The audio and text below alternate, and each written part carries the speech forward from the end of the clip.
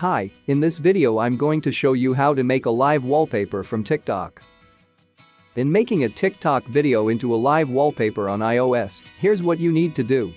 Open your TikTok account and search for the video that you would like to process. After that, tap the share function and look for live photo and press it. Your video will then be saved under your Photos app. Now, open the file, tap the icon on the bottom left, and select Use as Wallpaper, and from the pop-up window, select where you want to put the wallpaper. On the other hand, if you wish to create a TikTok video, then you can do it easily using Bcut. To create a TikTok video, simply launch the app and then tap plus icon to add the video to use and open it.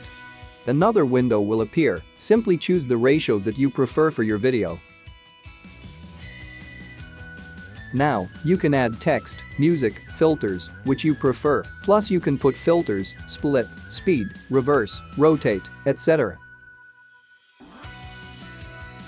To render the video, press export, select a resolution and the video will be processed right away. And that's how to make a live wallpaper from TikTok. Thank you for watching.